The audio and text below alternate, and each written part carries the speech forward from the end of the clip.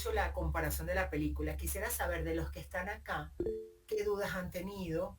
Cámara, internet, Carlos. Ok, sí, te estás paralizado allí, Carlos. Espero a ver si te...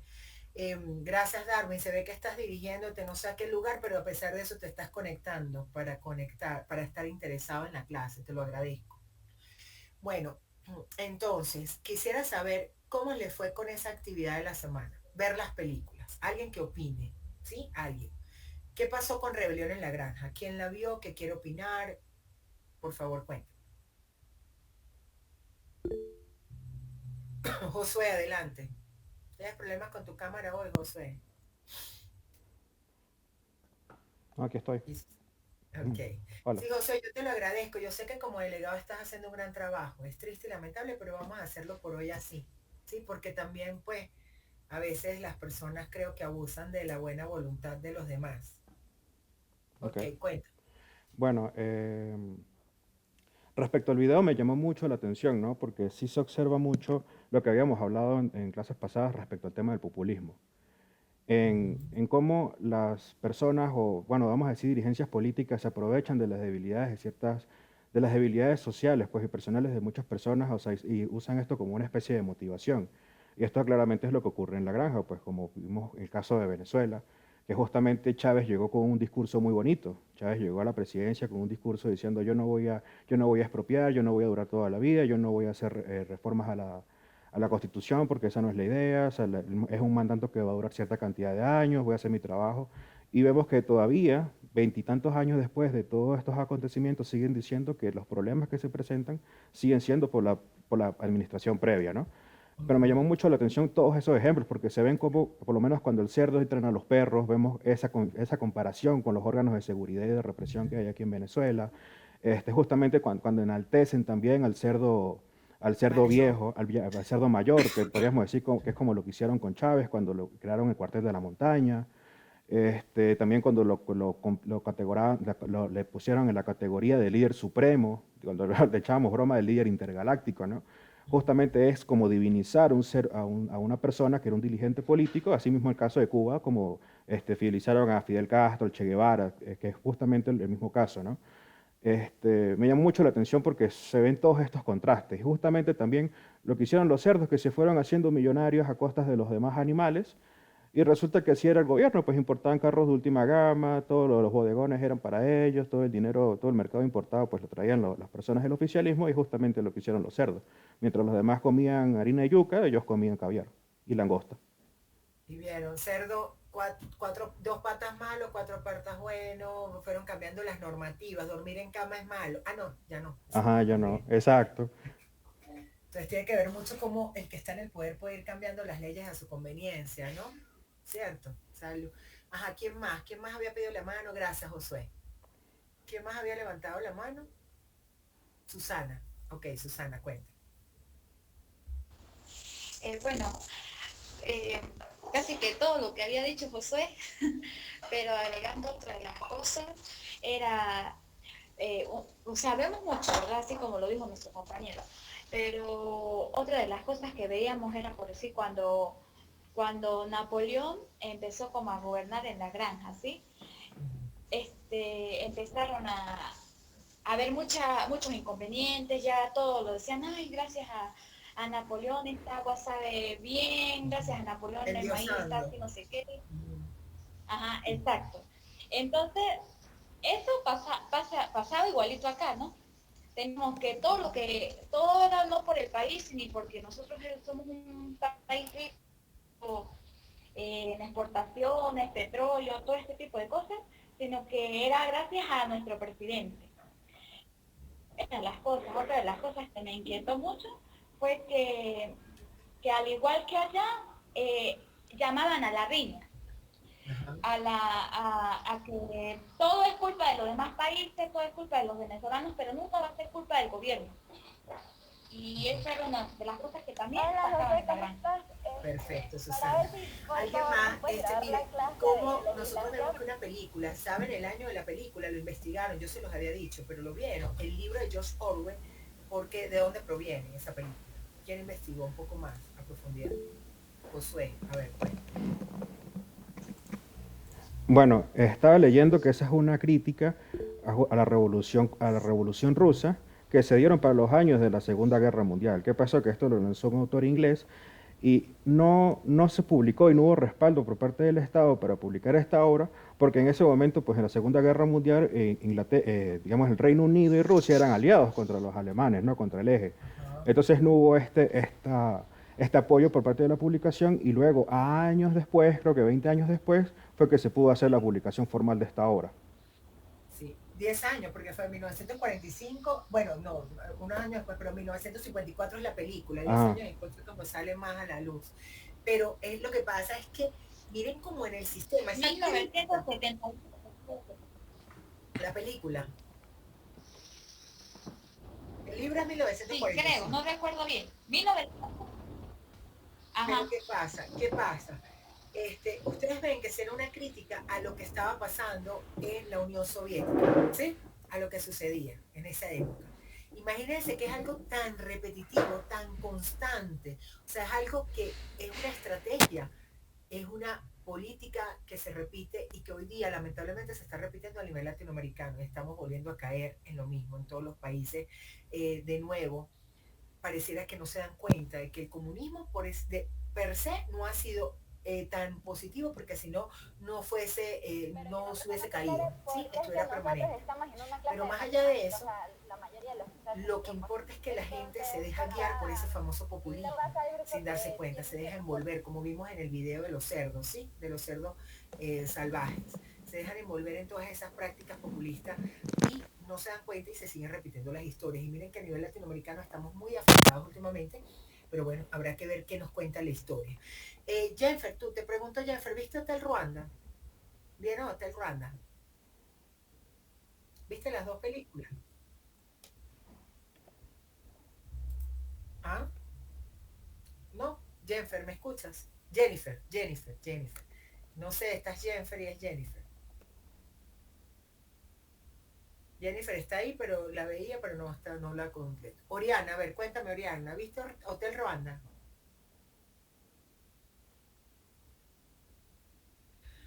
Bueno, porque pregunto y justo la que pregunto para la cámara. Tengo el internet muy lento. Ok, ¿quién participa por Hotel Ruanda? ¿Quién vio Hotel Ruanda? ¿Qué pudimos determinar de la película Hotel Ruanda? ¿Qué relación puede tener con nuestro tema? ¿Tú la viste, Josué, o no la lograste ver? Solamente uno. Bueno, el análisis va en Rebelión en la Granja. Les invito a leerlo porque el Hotel Ruanda también tiene que ver mucho con las formas de gobierno, ¿sí? Las formas de gobierno. No, esa no la puede ver Diego. Carla, a ver, participa, a ver. Profe, yo sí la logré ver. Es algo así como, hay mucho maltrato, muchos asesinos. Me parece que son así como las novelas de Cuba, que mataban a la gente sin razón alguna. ¿Qué te parece que son qué? Como una novela, no entendí, por favor, ¿qué? Que me parece que son así como las instituciones de Cuba, en una novela que yo vi, que Ok, mataban a las personas sin sentido alguno. ok, ok, entiendo. Sí, hay matanzas indiscriminadas, ¿sí? A manos de soldados y ciudadanos hutú, generalmente, ¿no? Y para proteger a los suyos en el hotel empiezan que a llegar personas pidiendo auxilio, bueno, es algo dantesco, sí, es muy dantesco, ¿cierto? Pero, ¿qué puedes entender de eso? ¿Qué lectura puedes tener de allí? ¿Qué lectura y qué relación puedes hacer con él, con nosotros, con el tema? ¿Qué es lo que quería? ¿Qué lectura hiciste? A mi niña, cuéntame. ¿Cuál es el mensaje? ¿Cuál creen que es el mensaje? Pues, Ajá. pues, profe, el mensaje sería de que los gobernantes llega a un punto de que son demasiado malvados y ya uno no puede, o sea, que el pueblo ya llega a un punto en el que no puede defenderse. Y Ok. la fuerza de los Por y la ejemplo, fuerza de los más poderosos es más que la población. sí, exactamente, eso es. Eso es, ese genocidio y tal nos habla de la tolerancia, de la humanidad, habla de cómo la Organización de las Naciones Unidas ayudó solo a los expatriados a escapar, mientras que dejó a suerte a los ruandeses. O sea, habla de lo que tú dices, cómo no hay ni un mínimo esfuerzo por mitigar las situaciones que estaban pasando, sucediendo. Entonces, habla del mismo poder, del interés que pueden tener los poderosos, ¿sí? Para poder, y hay ciertos países o humanidades que no interesan en el mundo, lamentablemente. Pero bueno, el análisis de mañana se va a centrar en la película de Rebelión en la Granja, ¿sí? Vamos a centrarlo allí, a comparar como lo hicieron hace un momento, expláyense todo lo que puedan, háganlo de una manera muy crítica, no me echen el cuento de la película, por favor, solamente usen los espacios o los tiempos para comparar. Tienen hasta mañana a las 11:59 de la noche para presentarla, han tenido todo este tiempo esta semana, entonces tienen mucho que investigar, mucho que explotar, busquen material para ello, busquen noticias pasadas para que puedan entender un poco la situación del mismo país y cómo, qué es lo que se les está pidiendo. Estado y forma de gobierno, que fue lo que vimos, creo, y constitución. Ahora bien, voy a compartir pantalla, acá, creo que ya se está viendo, sobre nuestro drive. Entonces, según nuestro cronograma, vamos a ver si lo tengo aquí, cronograma no, este es el de fundamentos, ahorita busco el de legislación. El cronograma de legislación, aquí está.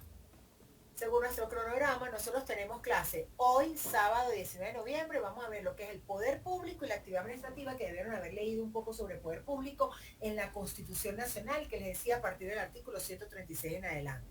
Poder público y qué es la actividad administrativa. Esas actividades van a ser evaluadas entre el 4 y el 11 de diciembre del 2022. De ahí vemos nuestro último encuentro el 3 de diciembre, que ya empezamos, ya terminamos con esta materia, con lo que vamos a ver hoy, de ver la mitad de la materia, que es lo que se refiere a introducción al derecho, fundamentos del derecho, y el 3 de diciembre comenzamos a investigar lo que es derecho mercantil. Vamos a ver, a desarrollar todo el área de derecho mercantil. Recuerden que yo les decía que ustedes tienen un programa muy largo, muy extenso, porque se unieron dos materias en una sola, mientras que el pensum viejo ve fundamentos del derecho un semestre y derecho mercantil otro semestre, ustedes lo ven acá juntos, se compaginaron. Entonces por eso es tan extenso y se ve tan largo. Y tenemos que presionar un poquito con los tiempos, ¿sí? Con estudiar y leer muy rápido. Pero entonces, hoy sábado vemos Poder Público, Actividad Administrativa y finalizamos todos los temas de derecho, de fundamentos del derecho. Y ya para el encuentro del sábado 3 vamos a empezar con la materia de derecho mercantil, que se evalúa ya en enero. ¿Qué vamos a presentar? Ya va. Y aquí está llegando todavía. Milagrosamente empezaron a llegar, al no grabar, imagínate, llegaron. No sé, eso es un milagro. Milagro. Realmente. Tuvieron tiempo de repente. Bueno, perdón. Tengo malestar en la garganta todavía. Entonces, ustedes van a presentar aquí, creo que este es el de fundamento, no este es el de legislación organizacional, ajá. Entonces, ustedes van a presentar cuadros sinópticos ya, proceso de formación ya, cartografía ya, cuadro de las leyes ya, aquí, 20 de noviembre, ensayo comparativo, película Rebelión en la Granja, mañana, 10%, miren que vale muchísimo. Le doy mucha importancia para que hagan un buen análisis, ¿sí? Un buen ensayo, una buena comparación. Por favor, dedíquense, vale 10%. Y yo empiezo a presentar notas ya, no esta semana, le voy a empezar a presentar la primera semana de diciembre. Generalmente las presento para que sepan a lo que va acumulado casi el 50% de la materia, 40 al menos, para que se dediquen, porque no importa la nota, no importa, la nota no hace el monje, no hace el estudiante el traje, sino, perdón, la nota no hace al estudiante o el traje no hace al monje. Realmente lo que importa es el aprendizaje que van a tener. Aquí ya nosotros tendríamos un 40% y empiezo ya a presentar evaluaciones y las notas antes de que nos vayamos de vacaciones. Entonces, presentan el ensayo y van a empezar otro súper ensayo que van a hacer de la Constitución para el 27 de noviembre. Por eso no nos encontramos el otro fin de semana, sino nos volvemos a encontrar el 3 de diciembre y el día siguiente se evalúa lo que estamos viendo hoy. Ya de aquí para adelante, pues enero. Entonces, bueno, eso en cuanto al cronograma. Ya voy a ver qué es lo que me están preguntando acá. ¿Quién me está preguntando algo? Levantaron la mano. Profe, una pregunta. No entiendo de cuál es la nueva concepción del Estado y sus fines. Es lo único. Ok. Susana, gracias por la pregunta. En la clase anterior nosotros hablamos de la nueva concepción del Estado venezolano. ¿Cuál es la concepción del Estado venezolano? Se habla, los fines están en el artículo 3 de la Constitución, que lo leímos. ¿Quién lo recuerda? Artículo 3. ¿Quién recuerda el artículo de los fines del Estado venezolano? Que era muy bonito, un artículo hermoso. el desarrollo individual de cada uno, la paz, la tolerancia, o sea, bueno, eso habla. Y que había una sola forma de llegar a esos fines. Habían dos formas de llegar a esos fines. ¿Cuáles eran? A ver, ¿quién lo recuerda? Ahí, bienvenido. ¿Quién recuerda los fines del Estado venezolano? ¿Cuál era la manera de llegar a los fines, de cumplir todos esos fines hermosos del artículo 3 de la Constitución? ¿Quién lo recuerda? Hay dos. A ver, es lo único. ¿Quién más? ¿Quién levantó la mano? ¿Quién lo puede desarrollar? Orleani. A ver, ¿cuáles eran? Buenas tardes, profe. La educación y el trabajo eran Muy los procesos bien, fundamentales. muy bien. A través de la educación y el trabajo es la única forma de lograr conseguir los fines del Estado venezolano. Entonces, Susana, el artículo 3 te habla de los fines y la nueva concepción la desarrollamos en toda la clase pasada. Hablamos de la nueva concepción bolivariana, de la nueva concepción de desarrollo, de la libertad, de un Estado federal, pero que busca el desarrollo de cada uno de su personalidad de forma libre, pero te tienes que ir por ahí de lo que desarrollamos, Susana. ¿Ok? ¿Cuál es la nueva concepción que ha traído este Estado venezolano del año 1999 para acá? Investiga qué dice Chávez, qué había dicho Chávez, qué era lo que quería, cuál es la nueva concepción, por qué se llevó una nueva constitución nacional, ahí en la preámbulo. Y acuérdense la exposición de motivos que siempre les dije, cuando ustedes vayan a entender una norma, cuando quieran entender algo, una ley, váyanse a entender la exposición de motivos. En la misma exposición de motivos de la Constitución te habla de la concepción del nuevo Estado venezolano. ¿Por qué quieren hacer esas transformaciones? ¿Ok? Susana, eso es. Gracias por la pregunta. Otra cosa importante que pregunté ahí, ¿qué es un Estado demonocrático? Demonocrático. Wilmari, vamos tú. Wilmari, cuéntame. ¿Qué lograste entender sobre la democracia como nueva forma de gobierno? Democracia, no democracia, tenían que investigar, leer sobre la Carta de Ciudadanía, tenían que leer sobre los tipos de gobierno, que era tiranía, que era autocracia, que era comunismo, todos esos tipos de populismo, ¿sí? Tenían que hacerlo para poder usar los términos y que era democracia. Dime, Wilmar y después viene Jennifer.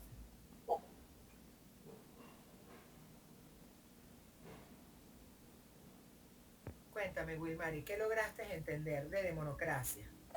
Hola, profe. Le respondo en unos minutos. Es que estoy en mi trabajo y tengo algunos clientes. Ya le respondo, ¿sí? Listo, ok. Jennifer, cuéntame qué era democracia. A ver, Jennifer, ¿qué lograste leer sobre democracia? Es un país donde se cumple el social. A ver. ¿Cómo? Profe, en mi investigación dice que es una antigua doctrina muy empleada en la antigüedad que se caracteriza por la influencia de los demonios y entidades malignas. Ok, pero pueden creer, ustedes dicen, bueno, pero ¿qué relación tiene esto con el derecho? Porque estamos ya en lo esotérico, demonios y demás. ¿Qué logran entender? A ver, ¿qué más? Adair creo que participó, alguien por ahí, escuché la voz de un caballero. Adair, ¿qué nos decías sobre la democracia? Me alegra que hayas llegado. A ver. Perdón, la democracia se basa en el socialismo, en los bienes o sea, busca los bienes del pueblo, algo así, creo que era. Ok, Carla, muchas gracias. Democracia, si ustedes analizan, sí, a ver, ¿quién va a participar? A ver, cuéntame, Jennifer, ajá, cuéntame. Profe dice que, o sea, la monocracia es considerada como una forma de gobierno justa o sea, para la convivencia de toda la sociedad. No, esa es la democracia. Estoy preguntando democracia. Eso lo pregunté. Lo pregunté allí en el análisis. ¿Qué significa? La democracia es un nuevo concepto que muchos politólogos han recuperado de esa anterior doctrina, como lo decía la compañera, ¿sí? Uno de ellos es Andrés Romer, donde le da tres significados. Primero, el poder demoníaco, ¿sí? Que es el ejercido por los tiranos, no tiene mucho que ver con demonios, ¿ok? Sino simplemente como aquel ejercido por los tiranos, aquellos que, la tiranía, recuerden. Además de eso, el poder de los monos, de los gorilas, pero le da un sentido calificativo a los dictadores militares, poderes que llegan a través de los militares, por eso le habla el poder de los monos, y por último, el poder de un solo individuo, autocracia. dictadura personalista. Entonces, actualmente se conceptualiza la democracia, aquellos regímenes en los cuales el gobernante ha llegado al poder de una forma democrática, sí, democrática, es decir, por votaciones, de una forma elegida por el pueblo, secretas, directas, una elección popular, pero cuando ya está en el poder, utiliza todas las herramientas y mecanismos necesarios para qué, para ir convirtiéndose en un gobierno autoritario, autocrático, despótico, y entonces por eso se ha recuperado este término en politología, en los politólogos, donde dice que al hablar de democracia es referirse a Hugo Chávez, a Evo Morales, a Rafael Correa, a Daniel Ortega, Manuel Zelaya, a todos estos gobiernos en que han tratado de perpetuarse en el gobierno, en el poder, llegaron con un gobierno democrático, pero que en el transcurso del tiempo sus acciones, esa forma de gobernar, no es un gobierno totalmente democrático, sino disfrazado de democracia. ¿Se comprende? ¿Se entendió? Ok. ¿Qué opinan al respecto, señor Carlos? A ver, coménteme, Carlos. Omar. ¿Opina, según lo que hemos vivido en Venezuela, que podríamos crear un gobierno en lugar de democrático? Porque dictadura como tal no podemos hablar. Si no, yo no estaría dando clases por todo lo que hablo todavía, estaría presa, ¿cierto?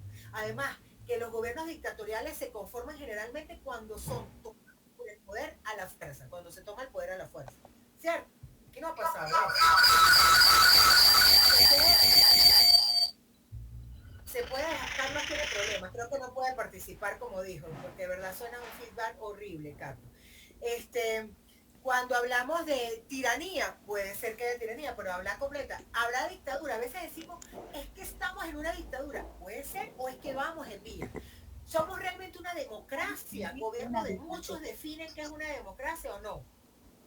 Entonces, lo que yo quiero preferirme es que lo analicemos. ¿Qué término? ¿El término democrático podría adaptarse muy bien a la situación del país o no? Si pudiera adaptarse a la situación del país, porque como usted bien dijo, estamos en una autocracia porque no solo porque tenemos muchos años sino que estamos en un partido socialista que tiene los mismos ideales, ¿verdad? No estamos en una dictadura porque, como usted mismo lo dice, pues podemos hablar, podemos opinar, pero que no es tomado en cuenta, sí, no es tomado en cuenta tampoco. Entonces sí podemos tomar el término de monocracia, porque, como usted lo explicó ahorita,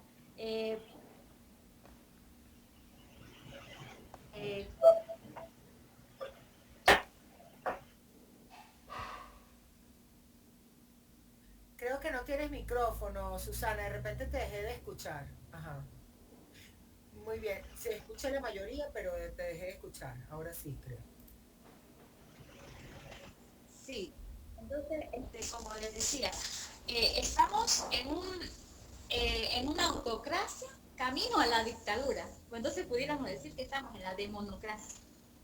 Bueno, eso es lo que yo quiero que ustedes desarrollen, no porque lo diga yo, o sea, lo que quiero es que lo desarrollen según los términos, que ustedes lo investiguen, qué es dictadura, qué es tiranía, qué es autocracia, qué es democracia, todo esto, y según lo que ustedes sepan y le digan los textos y la historia en sí misma, puedan explicarlo. Y si vamos a utilizar, no seamos opinólogos de oficio, o porque lo dijo la profesora y solo para quedar bien en la clase de la profesora. No, simplemente de verdad que dejemos de ser opinólogos de oficio y empecemos a tener criterio propio, a entender la historia, a comprender todos los eventos que han sucedido desde la parte histórica pero legislativa y la parte de la historicidad, que es la historia de los hombres de un pueblo. Sí, más allá de la historia, la historicidad que ha venido pasando. Entonces, todo eso poder llegar, nosotros sacar nuestras propias conclusiones, pero no volvernos opinólogos de oficio. Sí, nada más. Bueno, entonces, esos eran términos que tenemos que investigar. Cuando ya nos vamos al tema de hoy, vamos a empezar con el poder público, es decir, en la Constitución Nacional, desarrollar con detalle lo que es el poder público. ¿Dónde lo vamos a tener acá? En nuestro tema, a ver, aquí la Constitución del Estado, no, aquí no lo tenemos porque está en la Constitución Nacional, lo tenemos que investigar allá. Y después vámonos con este tema 3, derecho administrativo. Miren todo lo que ustedes tienen, la ley orgánica administrativa, saber qué es derecho administrativo, los conceptos de derecho administrativo. Entonces, nos vamos a revisar es la Constitución Nacional desde el artículo 136. Recordemos algo, la Constitución Nacional se divide, los 9 títulos tienen un preámbulo, una parte dogmática y una parte orgánica. Ustedes, para desarrollar el tema que vieron también, tenían que ver la parte dogmática. Recuerden, o sea, tenían ustedes revisar los derechos fundamentales de estilo del territorio. Para ver el Estado también tenían que desarrollar el Estado, ¿recuerdan? El Estado, los derechos fundamentales, el territorio, cómo se compone, la legislación que está allí, lo que yo les consigné de la ley de espacios acuáticos, para entenderlo. Eso es una parte. Ahora, para entender la parte orgánica, es decir, cómo funcionan, se organizan los poderes públicos, nos dirigimos al artículo 136 en adelante. Vamos a bajar acá. Ustedes tienen la Constitución allí, pueden buscarla, abrirla también. Muy interesante que la abran para que puedan ir siguiendo los artículos si en cualquier momento aquí pues no se comparte bien la pantalla. Entonces, poder público. 136. El poder público en Venezuela se distribuye en forma vertical, no en horizontal, que cometemos ese error. Y son tres: poder estatal, municipal, nacional. Nacional, estatal, municipal. Esa es la verdadera división del poder público. A su vez, el poder nacional se distribuye de forma horizontal en los 5 poderes. Anteriormente, antes de la Constitución de 1999, teníamos 3 poderes, que era el ejecutivo, el legislativo y el judicial. Con la nueva Constitución, se incorporan 2 más: el poder ciudadano moral y el poder electoral. Les dan ese rango en el poder público. Entonces son 5. Entonces, la división del poder se distribuye vertical en nacional, estatal y municipal, y a su vez el nacional se divide en legislativo, ejecutivo, judicial, ciudadano y electoral. Cada una de las ramas del poder tiene sus funciones propias. A eso es lo que se le llama también, y hay algo que se llama la teoría de separación de los poderes. ¿Qué significa eso? Que cada poder debe tener autonomía, no depender el uno del otro. Los órganos deben ejercer sus funciones, colaborarse entre sí, sí, como lo dice la Constitución, para poder realizar o conseguir los fines del Estado venezolano. Pero deben ser completamente independientes, autónomos en sus decisiones. Un poder no debe depender del otro. Y lo decía el mismo Montesquieu. Montesquieu, ¿qué nos decía? O decía, en la teoría de separación de los poderes, el que gobierna, parafraseando, el que gobierna no debe legislar, el que legisla no debe gobernar ni aplicar las sanciones, el que aplica las sanciones no debe legislar ni gobernar, precisamente para que exista esa separación de los poderes, esa verdadera democracia, y no existe influencia de un poder con otro. Pregunto yo, en Venezuela, ¿creen que existe verdadera teoría, la verdadera teoría de separación de los poderes se cumple? ¿Creen que existe separación de los poderes en Venezuela actualmente realmente?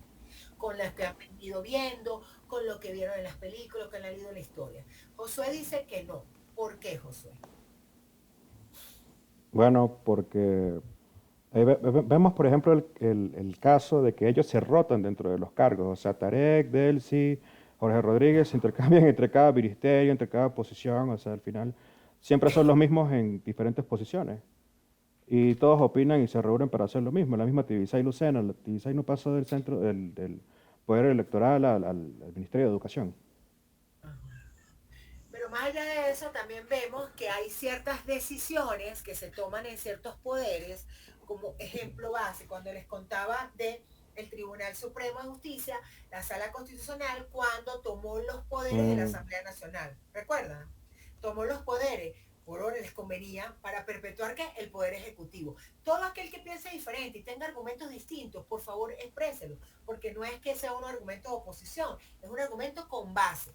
Entonces, aquel que tenga una historia diferente y tenga cómo demostrar que no es de esa manera, este es el momento y el escenario ideal para que nosotros podamos hacer eso, disertaciones, podamos disertar y podamos conocer de todas las perspectivas. Es la invitación que les hago, pero háganlo con basamento. No es porque yo creo y opino, sino con los mismos ejemplos que tenemos. No hay separación de los poderes, sí hubo cambio, sí se quitó a la Asamblea Nacional de por medio para un interés personal, pasó esto y pasó de esta manera. Todo estuvo dentro de la legalidad, sí, hasta ahora todo estaba dentro de la legalidad.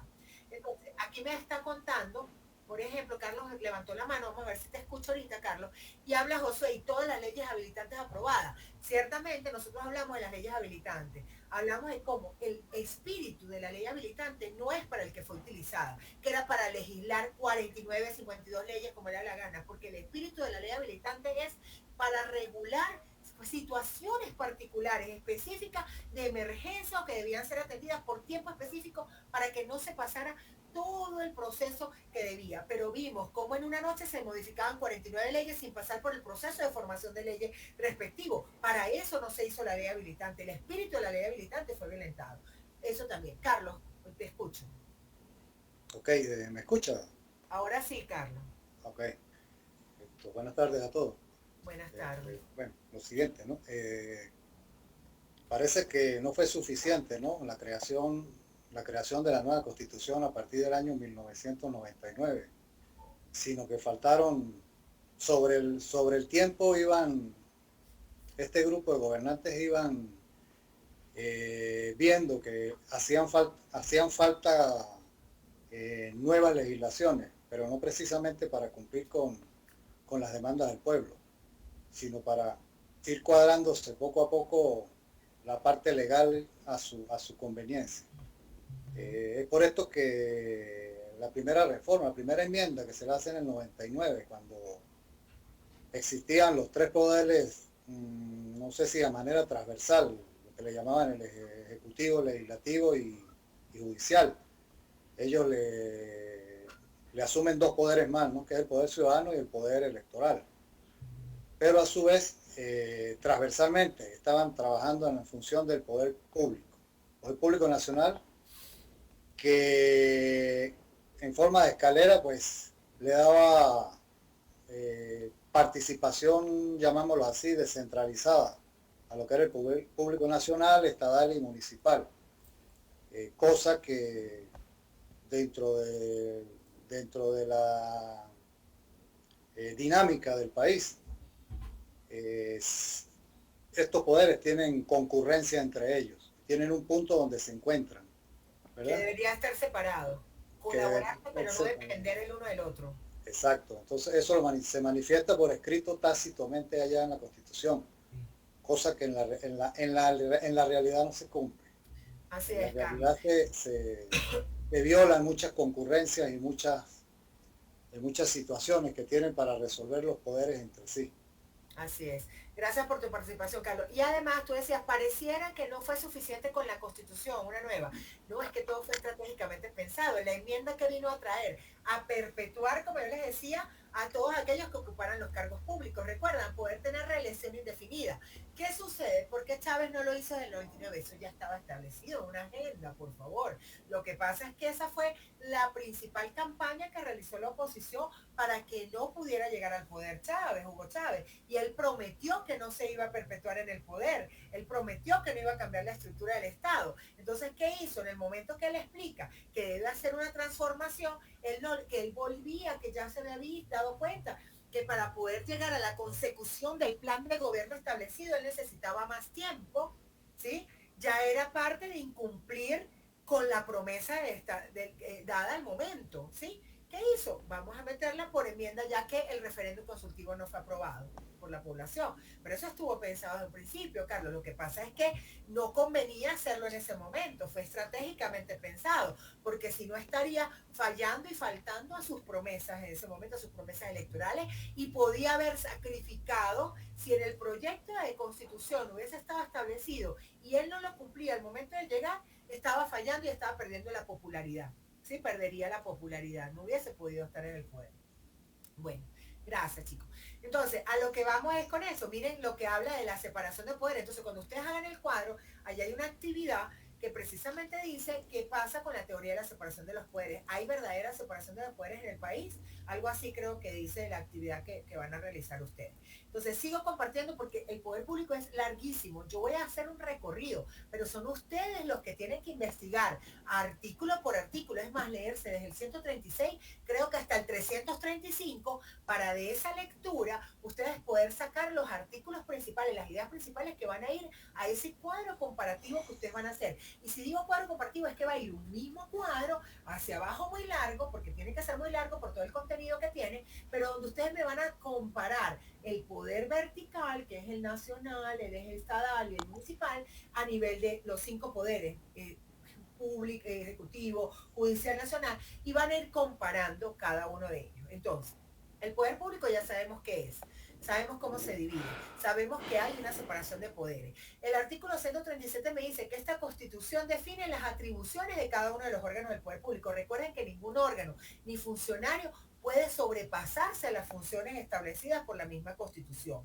El 138 habla que toda autoridad usurpada es ineficaz y sus actos son nulos. De este artículo tuvimos muchísimas experiencias cuando la misma oposición decía que estaba usurpando funciones algunos miembros del oficialismo, el mismo presidente, o viceversa cuando el presidente mencionaba que estaban usurpando funciones el señor Guaidó, por ejemplo. Entonces, artículo 139. El ejercicio del poder público acarrea responsabilidad individual por abuso o desviación de poder o por violación de la Constitución. Por eso es que se trata de hacer todo muy enmarcado dentro de la Constitución o aprovechándose de los vacíos legales que puedan existir en esta misma norma, Carta Magna o en cualquier normativa que esté vigente. Porque el ejercicio del poder público con extralimitación de las funciones acarrea sanciones penales, administrativas y disciplinarias. Entonces, el Estado responderá patrimonialmente por los daños que sufran los particulares en cualquiera de sus bienes y derechos, siempre que la lesión sea imputable al funcionamiento. Imagínense que nosotros tenemos derecho a que seamos resarcidos en los daños por parte de la administración. Alguien me escribió, es que cuando escucho porque alguien escribe y tengo que salir. Bueno, entonces, administración pública, vamos a abordar de una vez la administración pública. La administración pública hace parte del poder público, que es la administración, es aquella que está al servicio de los ciudadanos, son todos esos funcionarios públicos que están al servicio, esos organismos que están al servicio de los ciudadanos y se fundamenta en unos principios. Honestidad, debería ser con honestidad ejecutada. Vayamos cuestionando si hoy día los funcionarios, la mayoría está enmarcado dentro de esos principios. Participación, celeridad, es decir, que los principios tienen que ser rápidos, los procesos administrativos, todo lo que se desarrolle en la administración pública. Pensemos si realmente hay celeridad en la administración pública. Realmente, imagínense nada más con Saime, preguntémonos si son tan veloces para entregar el pasaporte y hacer todas las actividades. Eficacia. Eficiencia, es decir, eficacia, cumplir con todas las metas que están propuestas, eficiencia, utilizar la mínima cantidad de recursos, es decir, ser realmente efectivos, transparencia, rendir cuentas, responsabilidad y responsabilidad en el ejercicio de la función pública. También el artículo 143 habla de que los ciudadanos tienen derecho a ser informados o informadas de forma oportuna y veraz sobre todos los estados de nuestras actuaciones ante la administración pública. Todas las actuaciones que nosotros tengamos, que seamos interesados, debemos ser informados. Alguien preguntó, levantó la mano, por favor, el que levantó la mano. Darwin, se puso lento en carretera. ¿Alguien más? Ok. El 144 me habla de la función pública. Cuando ustedes vean derecho laboral, más adelante ustedes se van a dar cuenta que van a estudiar la ley orgánica de los trabajadores, del trabajo, los trabajadores y las trabajadoras, y que es muy distinto cómo se maneja o cómo está establecido por una ley especial de estatuto de la función pública, todo lo que son los derechos laborales de los trabajadores del sector privado a los derechos laborales de los funcionarios públicos. Y ustedes van a analizar ese estatuto. Y la misma Constitución me establece en el 144 que el estatuto de la función pública es la norma que me va a establecer todo lo del ingreso, ascenso, traslado, suspensión y retiro de los funcionarios públicos de la administración pública. No se rigen por la ley orgánica del trabajo, sino tienen su propia legislación. Además, que los funcionarios están al servicio del Estado y no de parcialidad alguna. Eso pasa en Venezuela muchísimo, y no desde ahora, desde siempre. La parcialidad del funcionario público, cuando ellos están es al servicio del Estado y de los ciudadanos, y que su nombramiento y remoción no pueden estar determinados por afiliaciones políticas o orientaciones políticas. Uno de los graves errores de verdad en el país fue haberle dado poder de decisión ante las normativas, ante los procesos electorales a los militares, por ejemplo. Había más imparcialidad cuando no había esa posibilidad. Y miren que hoy día no está sucediendo cuando se le da poder a los militares para decidir y cuando se otorga demasiadas dádivas y regalos y compras de conciencia a esos militares, vemos que también apoyan, como pasaba en la película, que ya nosotros lo vimos, apoyan pues todas las decisiones del gobierno y lo ayudan a mantenerse en el poder. Quien esté al servicio de los municipios, de los estados de la república y demás personas jurídicas de derecho público o privado, no pueden celebrar contrato con ella. O sea, si yo soy funcionario, no puedo celebrar con mi empresa, con mis propias empresas, ni en representación de alguna empresa, contratos porque estaría habiendo un conflicto de intereses. También establece que los cargos de órganos de la administración pública son de carrera, son funcionarios de carrera. Hay algunos de elección popular, como quienes, presidentes, alcaldes, gobernadores. Esos no son cargos de carrera, son de elección popular, pero también empiezan a pertenecer a la administración pública. Y que su ingreso va a ser por concurso público, no puede ser a dedocracia. Debe ser por concurso donde demuestren todas sus competencias para el cargo correspondiente, a excepción de los que son elegidos por elección popular. Que el ascenso también está establecido por métodos científicos que se fundamentan en todos esos principios de honestidad. Y que además el cargo público debe ser remunerado según los emolumentos que aparecen allí. Los emolumentos de ganancia, no los que van por extra, que ganan mucho más un funcionario público o lo que le llaman los famosos enchufados, que mucha gente que está en el país con otros tipos de facultades y competencias profesionales. Las escalas de salario también están establecidas de forma reglamentaria y hay leyes orgánicas que así lo mencionan. Artículo 148. Nadie puede desempeñar a la vez más de dos cargos remunerados, a menos que sean de cargos académicos, dar clases, accidentales o docentes, pero no pueden haber dos cargos o ejercer dos cargos en la administración pública. Tienen que renunciar a alguno. Y además, esto fue con lo que inhabilitaron a María Corina Machado, artículo 149. Los funcionarios públicos y funcionarias no pueden aceptar cargos, honores o recompensas de gobiernos extranjeros sin la autorización de la Asamblea Nacional. Pasó con María Corina Machado y gracias a ese artículo 149 fue destituida, inhabilitada de la Asamblea Nacional, porque aceptó un cargo ad honores de organismos internacionales. Entonces, allí está establecido, está muy claro. Igual que todo lo que tiene que ver con las contrataciones públicas se regulan desde el artículo 150 y 151. ¿Ok? Entonces, yo necesito que ustedes lean esto a detalle, porque tienen que convencerse de las competencias. Cuando hablamos de la competencia del poder público nacional, que es el primer poder que tenemos, recuerden que se divide a nivel vertical, dentro de las competencias, bueno, hay muchas, miren todas las que son. Tenemos que hablar, son casi 33 competencias. Vamos a hablar por encima de ellas. El régimen de los símbolos patrios, por ejemplo.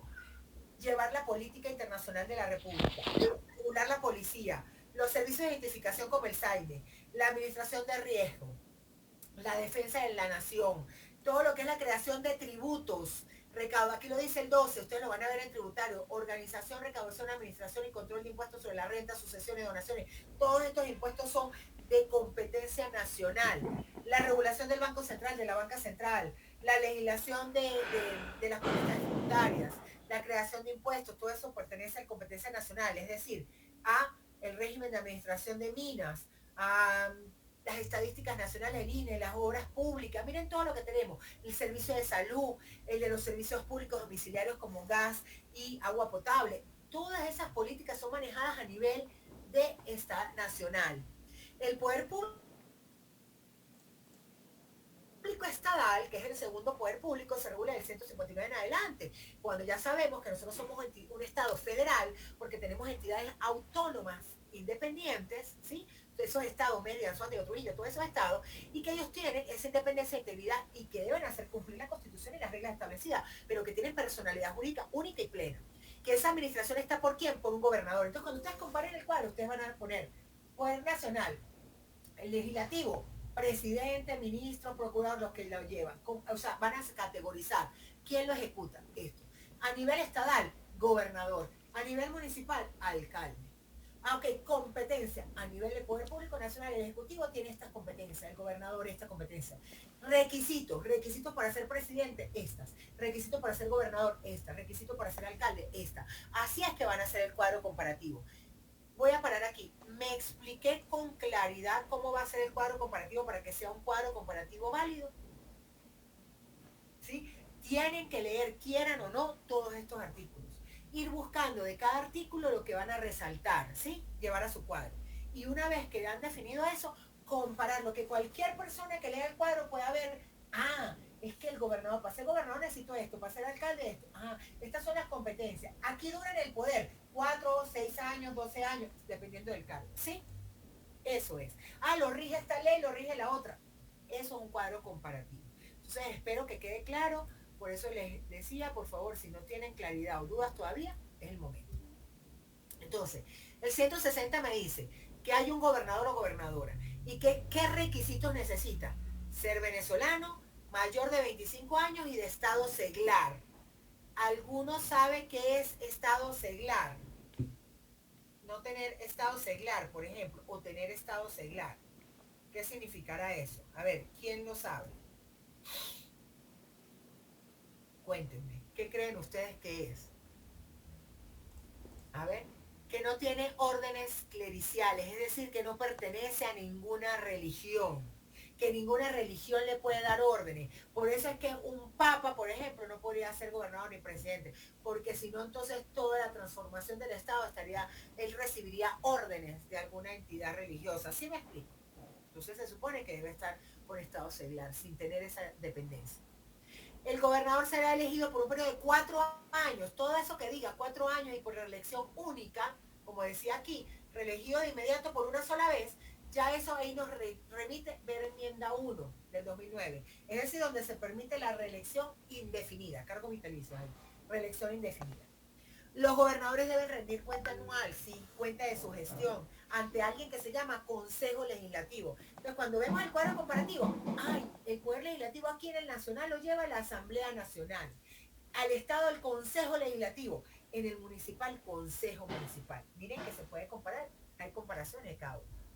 Entonces, el poder legislativo se ejerce por un Estado, el legislativo por un Consejo Legislativo. Estas son las funciones. ¿Qué hacen ahí? Legisla, igual que en la Asamblea Nacional, que ya la estuvimos viendo en el proceso de formación de leyes, igual que la Asamblea Nacional, que ya la vamos a volver a repasar, que legisla y nos ayuda con el proceso de formación de leyes, aquí a nivel estatal también regula las leyes, pero a nivel estatal, no leyes nacionales, sino las leyes nacionales. Aprueba igual que la Asamblea Nacional el presupuesto nacional, aprueba el presupuesto del Estado. Y todas las que además le confieren las leyes y la Constitución. Y aquí están los integrantes para ser elegidos en lugar de diputado como un miembro del Consejo Legislativo. Bueno, que son los mismos requisitos para ser diputado, mayor de 25, también ser venezolano por nacimiento y naturalización, haber estado más de 4 años en la entidad federal en la que quiere haber residido, en la que quiere lanzarse como consejero. Aquí me dice que pueden ser reelegidos por 2 periodos consecutivos como máximo. Pues ya sabemos que vamos a la enmienda, porque todos los cargos de elección popular que tenían reelección cambiaron con la enmienda. Cada estado tendrá una contraloría que goza. ¿Qué hace la contraloría? Observar, analizar, revisar, que realmente se cumpla con todo lo que está establecido en la Constitución y en las leyes, que se maneje el presupuesto de forma correcta, aplicar sanciones de no ser así. Es un órgano contralor de control de la ejecución de la función pública. A nivel nacional existe la Contraloría General de la República que pertenece al poder moral. A nivel estatal ya vemos que hay una Contraloría estatal y también las alcaldías tienen Contraloría municipal. Entonces miren que cada uno de los órganos ustedes lo van a ir comparando. ¿Qué competencias tienen los contralores de los estados? De los estados. ¿Qué competencias tienen los estados? Dictar su propia constitución. Aunque no lo crean, hay una constitución nacional. Cada estado tiene su propia constitución, según la idiosincrasia de ese estado, pero que no puede sobrepasar a los derechos establecidos en la Constitución Nacional. Ya sabemos porque esa es la norma suprema, recuerden. La creación de los servicios públicos estadales, conservación y administración de los peajes, de los túneles, de la policía, lo que era la policía antes lo llevaban, ya no, porque eso ya pasó a nivel nacional, pero sí de las policías, de la recaudación del control de los tributos que corresponden al Estado, todo eso lo tienen que analizar para poder ponerlo en el cuadro.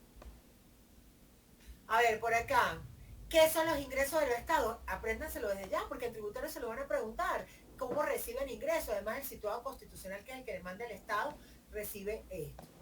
Poder público municipal, el tercer poder. Entonces ya vamos al otro nivel, nacional, estatal, municipal. Son los municipios, unidades autónomas, primarias de organización, la autoridad. ¿Quién lleva el gobierno acá? Lo dice, alcaldes.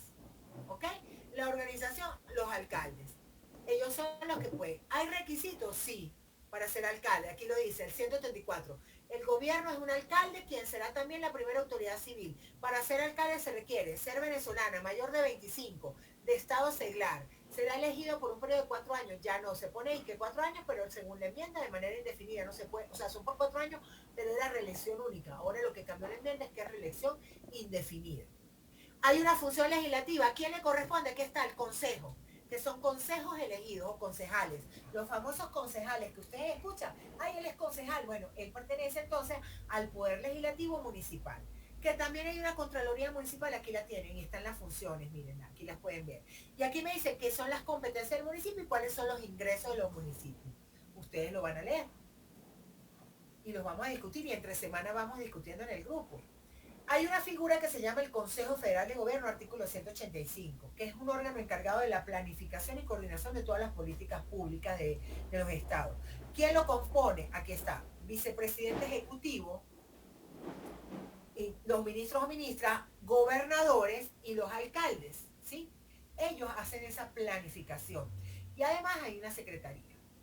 Ahora bien, vámonos al Poder Legislativo. Aquí hay mucho que leer otra vez. Ustedes ya más o menos leyeron el Poder Legislativo porque vieron lo del proceso de formación de ley, pero hay que volverlo a leer. ¿Quién lleva el Poder Legislativo? Asamblea Nacional. Cada entidad escoge 3 diputados, además eso también va a proporcionar según la base poblacional, son diputados y diputadas, la población indígena también tiene sus diputados, tiene funciones, aquí están las funciones, así como cada poder tiene sus funciones, ustedes también van a hablar de las funciones de la Asamblea Nacional, legislar, aprobar el presupuesto, darle permiso al presidente si quiere salir del país, hacer control, ejecutar control, porque ante la Asamblea Nacional es que presenta la memoria y cuenta de los funcionarios, autorizar los créditos adicionales, los presupuestos, dar voto de censura al vicepresidente o a los ministros, autorizar a los funcionarios para aceptar cargos o honores, o sea que si María Corina hubiese ido a la Asamblea Nacional, que no podía porque en ese momento era chavista, completamente oficialista, a pedir ese permiso y la Asamblea se lo otorgaba, sí podía, pero en este caso lo aceptó sin esa permisaría, entonces por supuesto fue destituida. Autorizar el nombramiento de procurador, que es como el abogado del Estado venezolano, todas esas funciones. Miren la importancia, vuelvan a leer la superimportancia que tiene la Asamblea Nacional.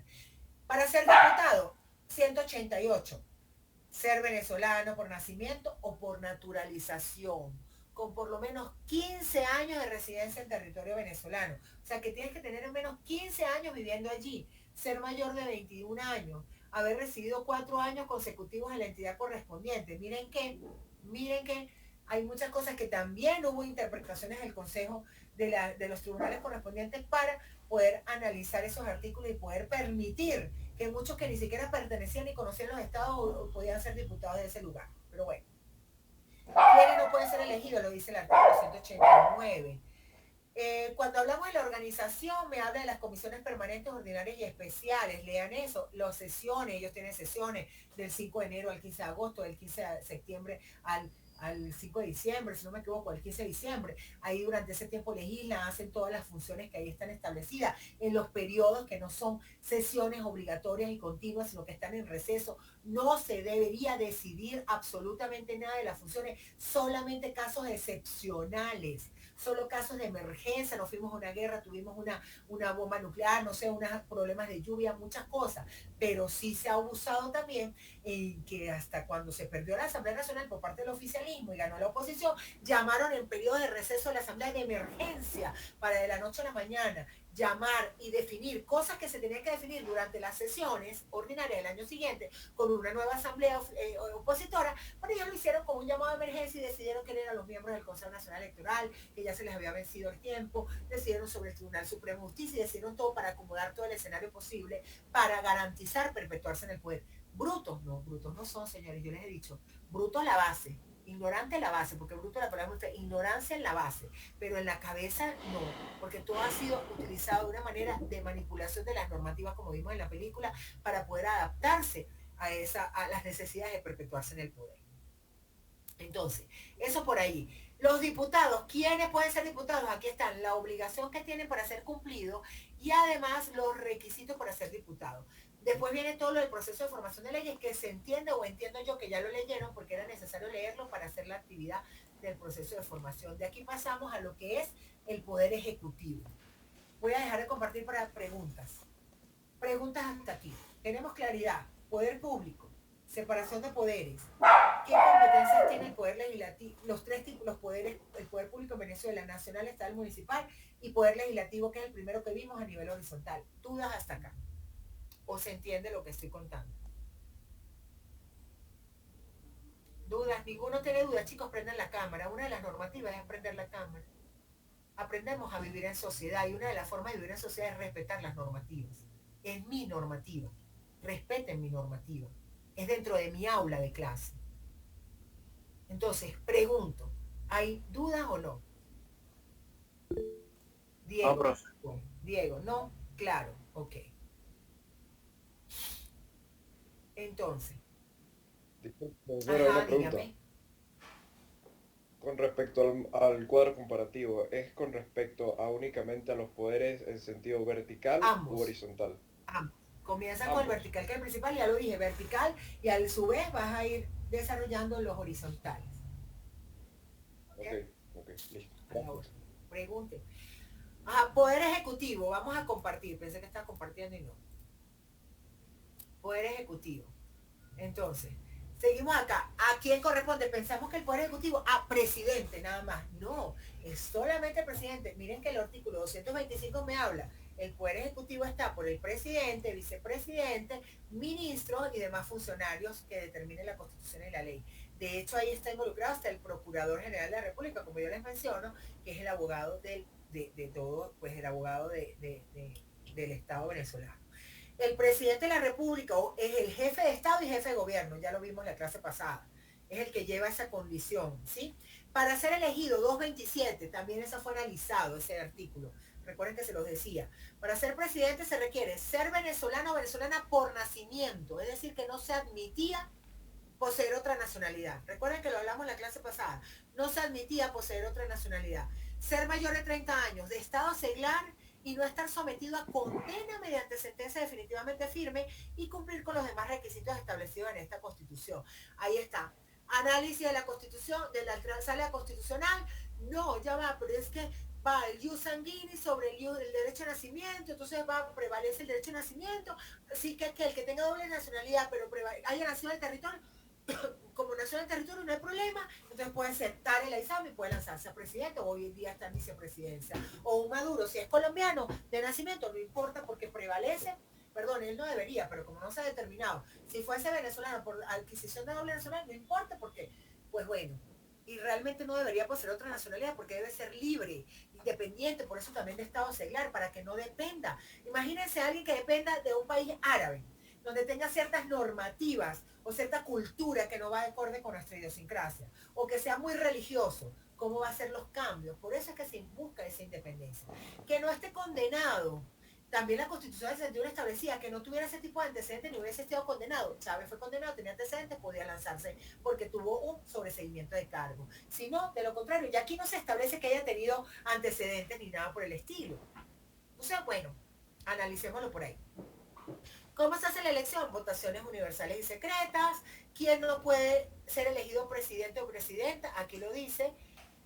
Quien esté en ejercicio del cargo de vicepresidente. Por eso Maduro en ese momento renuncia a su cargo para poder lanzarse a presidente, porque si está ahí no puede ser elegido. Sí, tiene que separarse, hacer separación del cargo. Es de 6 años, ya aquí no. El periodo sigue, o sea, sigue siendo de 6 años, eso sí, cada 6 años hay elecciones. Lo que quiere decir es que aquí no hay ya solo una única reelección, sino que hay reelección indefinida, ¿ok? Por la enmienda, nos vamos a la enmienda. Antes era por una sola vez. Aquí dice 231, esto también fue analizado por la Sala Constitucional, interpretado. Recuerden que la Sala tiene esa potestad. Cuando vimos la jurisprudencia lo hablamos, de interpretar vacíos legales o artículos de la Constitución que no estén claras. Entonces, el candidato elegido tomará posesión del cargo el 10 de enero del primer año de su periodo constitucional mediante juramento ante la Asamblea Nacional.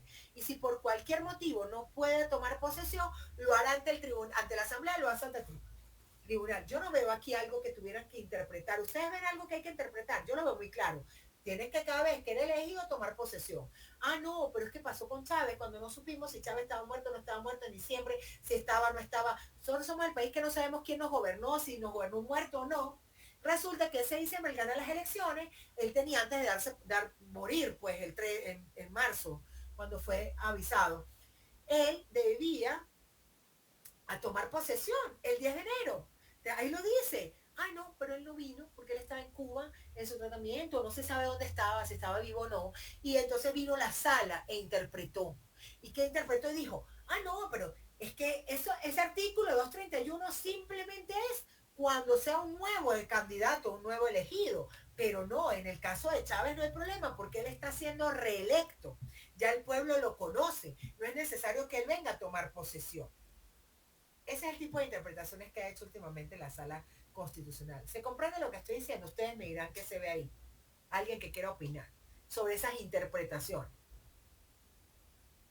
Profe, buenas tardes. Que es porque... Buenas tardes, Verónica. Tengo una pregunta. Cuando de por sí estas personas que tienen cargo público, que ejecutan estos poderes de gran importancia, y pasan sanciones de ese tipo o más graves que ha venido pasando durante todo el tiempo, a mi parecer, ¿cómo se sanciona eso a la luz pública? Pues no sé si me dio a entender, pues.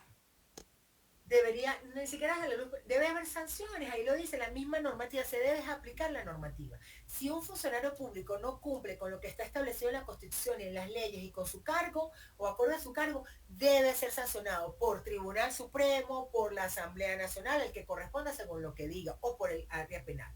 Pero como lo decía Carlos hace un momento atrás, y José, no hay separación de poderes, no hay una verdadera separación porque no se aplican las sanciones que deberían establecerse. Y ahí es donde se ha recurrido a organismos internacionales a tratar de demostrarse que no hay una verdadera democracia, sino hay una demonocracia en el país o cualquier otro tipo de régimen político o forma de gobierno. ¿Sí me explico? Le doy respuesta a tu pregunta, Verónica. Sí, gracias. Ok. Bueno, entonces, nos vamos acá. Seguimos. Este tema es larguito, por eso estoy tratando de lo más resumido que pueda porque nos vendría otro tema, pero bueno. El presidente dice, es responsable de sus actos, mira que acaba de preguntarlo Verónica, el 232, y del cumplimiento de las obligaciones inherentes a su cargo. Está obligado a procurar la garantía de los derechos y libertades de los venezolanos y venezolanas, la independencia, integridad, soberanía del territorio y defensa de la República. Miren todas las obligaciones. La declaración de estado de excepción no modifica el principio de su responsabilidad ni el del vicepresidente o los ministros. Debe actuar de conformidad con la Constitución y con la ley.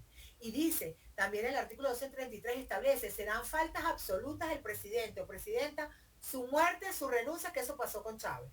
Su destitución decretada por sentencia del Tribunal Supremo de Justicia, que debió ser destituido, porque él duró muchísimo tiempo más fuera del país, porque pasaron muchísimas cosas que permitían que si hubiese habido una verdadera separación de poderes, Verónica, ahí está tu respuesta, una verdadera separación de poderes, debía haber sido sentenciado por el Tribunal Supremo de Justicia, donde eso era lo que pedía la oposición en ese momento, que una junta médica designada por el Tribunal Supremo de Justicia y aprobada por la Asamblea Nacional, decretara el abandono del cargo y decretada y la revocación de su mandato, porque él estaba más ausente que presente, no estaba aquí en el país y pasaba y supuestamente tenía una condición médica, no podía estar legislando el país, llevando el país fuera desde Cuba, ¿me explico? Y eso pasó, y pidieron muchísimo a la oposición la Junta Médica y nunca sucedió, ¿por qué?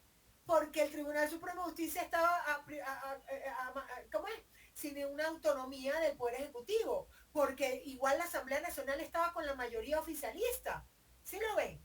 No ha habido verdadera separación de poderes.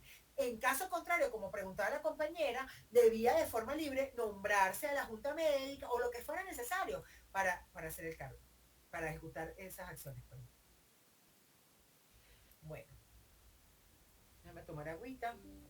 Entonces, ahí lo vamos viendo, por eso es importante que por favor lean la Constitución, conozcan. Ajá. Cuando se declara la falta absoluta del presidente electo, que fue en el caso de Chávez, que murió y antes y había tomado, supuestamente no había necesidad de tomar posesión porque él ya era conocido, se procede a una nueva elección universal, directa y secreta dentro de los 30 días consecutivos. Y mientras se elegía, pues el nuevo presidente era pues el de la Asamblea Nacional. Eso fue terrible cuando decían no, que va a ser Diosdado, que no es Maduro. Bueno, terrible porque era peor que cayera en manos de Diosdado Cabello. Entonces, si la falta absoluta del presidente se produce durante los primeros 4 años del periodo constitucional, que fue lo que pasó con Chávez, se procede a una nueva elección directa dentro de los 30 días consecutivos siguientes. O sea, eso está muy bien pensado. Es más, ustedes si lo analizan, si Chávez hubiese muerto antes de la elección, mírenlo, analícenlo, vamos a analizarlo según el artículo. Chávez muere antes de la elección, terminando su periodo constitucional, antes de ser electo. ¿Qué pasaba? Según lo que acabamos de leer. Tomaba posesión por el tiempo que faltaba, ¿quién? El presidente de la Asamblea Nacional. ¿Sí? Momento preciso de ese momento, Diosdado Cabello. La misma chavismo, la cúpula del chavismo tiene problemas entre ellos, Diosdado, Maduro, el cartel de los soles, no los soles, todo esto, ¿cierto? No les convenía al mismo chavismo de la cúpula elegir o que quedara Diosdado Cabello. ¿Qué prefiere? Chávez no sabemos si estuvo muerto, a lo mejor estuvo muerto en diciembre, ¿verdad? Pero va a una elección. Gana la elección. Y entonces muere dentro de los primeros 4 años, que apenas llegó, ya no pueden ocultar más que Chávez no estaba, porque ya se estaba haciendo mucha presión de que no podemos tener un presidente legislando en otro país, ¿sí? Desde otro país. Y entonces lanzan una elección, Maduro en 30 días. Ahí es donde se lanza Maduro para 30 días. ¿Se entiende lo que quiero decir? O sea, la estrategia entre ellos mismos es de protección. No les convenía dentro de la cúpula el otro, entonces creo, es mi perspectiva, manejan todo, ocultan la muerte, todo lo demás es Chávez, se maneja todo esto, no saben cómo decirlo, esperan a que él gane la nueva elección, unos meses, ahí mismo, ni cumplió los 3 meses, ya murió Chávez, ahora sí, llamamos una nueva elección porque ya no le corresponde, como estaba dentro de su periodo constitucional, iniciando dentro de los 4 años, queda Maduro. Chicos, yo siento que yo estoy hablando muy rápido y que les estoy dando mucha información de golpe. Yo siento que los estoy abarrotando porque es que la idea era leer primero, ¿sí? Yo lo siento, pero es que es tanto para hablar. Y por eso es importante que hagamos lectura previa. Los estoy atormentando, yo sé, lo siento, porque a lo mejor es retener, pero quiero que me sigan en la historia. Yo veo aquí como una película en mi cabeza y voy contando y contando como una historia. Por eso les pregunto, quiero saber si van haciendo, háganse la idea de una historia, de lo que voy hablando y van tomando, no sé, es que no sé, lo veo muy claro yo, pero obviamente para ustedes y más jóvenes, debe ser muy difícil. Tal vez para un Carlos sí me va siguiendo la secuencia con mayor claridad, porque ha vivido tal vez todo eso, ¿cierto? Y puede una vez relacionar, pero tal vez a estos jovencitos pues le ha costado más, porque ellos no saben ni papa de lo que le estoy hablando, de repente que Chávez, que no estuvo Chávez, que no sé qué, ahí es donde importa ver historia, sí, leer un poco, vean las noticias, y por eso es que la invitación que les hago a leer un poquito el material antes de llegar a clase, ¿sí? Para que puedan hacer preguntas o entender. Entonces vuelvo a recapitular. Con la mano en el corazón, Diego, ¿tú me estás entendiendo algo? O de verdad yo estoy perdiendo el tiempo. Tú me estás comprendiendo. Profesora, bueno, a ver, yo no me sé la historia completa porque yo soy 2004 y pues no me sé todo lo que fue el golpe de Estado, todo lo que pasó, obviamente no lo viví, más sin embargo sí he escuchado poco a poco a lo largo de mi vida, por corta para algunos, para mí larga, he escuchado y pues más o menos he logrado entender un poco más acerca de lo que ha ido pasando o lo que pasó en su momento. Obviamente actualmente pues ya soy más consciente de las cosas y pues ya puedo entender. Más sin embargo, siempre es un tema que es un poco denso de digerir, por decirlo de esta manera, porque pues obviamente no estuvo en el contexto y leerlo no es lo mismo que vivirlo en el momento, el día a día, lo que va pasando, pues no es lo mismo, obviamente. Sí, sí, entiendo. Joanny dice, yo no estoy entendiendo ni nada, pues bueno, lo entiendo. Por eso, Joanny, la invitación cuál es, aparte llegaste un poquito tarde, pero la invitación cuál es, vamos entonces a curiosear, tomemos nota. Chávez se murió en diciembre. Investiguemos. Chávez murió. Hay mucho, ¿sabes? O sea, si murió o no murió, ¿qué pasó en esa época? Ese nos va a tocar doble trabajo. Les voy a contar una anécdota. Cuando yo me gradué muy joven de abogada. Yo me gradué a los 19 años. Ingresé a la universidad a los 15 y a los 4 años me gradué de abogada. Entonces en el año 2000 me graduó y empiezo de inmediato a hacer una especialización, mi primera especialización ahí mismo ese año, que fue la de Derecho Procesal Civil. Cuando yo hice mi especialización, que veíamos clases ahí en La Salle y todo, era una universidad de la Santa María de Caracas que teníamos una extensión, teníamos como si yo fuera dueño, ellos pusieron una extensión en ese año. Yo llegaba a clase, una niña me fui de viaje, no sé qué, 20 años ya tenía ahí, no había ejercido mucho, cuando uno sale de la alcaldía, pues de la universidad, pues no, de verdad no tienes tanto conocimiento como te lo da la práctica. Mi primer trabajo fue en la alcaldía, muy joven a los 20 años, pero cuando yo llegué yo sentí que no sabía nada de lo que tenía que hacer, no recordaba nada de esta teoría, bueno, en fin, pero no tenía experiencia. Empecé a hacer mi especialización y yo siempre recomiendo no hacerlo. Tan joven que en clases a mí me pasaba lo que ustedes están viviendo. Yo hice especialización con casi todos los jueces de Mérida en ese momento, porque los habían obligado justamente ese año el Consejo Legislativo, el Consejo a hacer una especialización, tenía que hacer especialización obligatoria para poder continuar.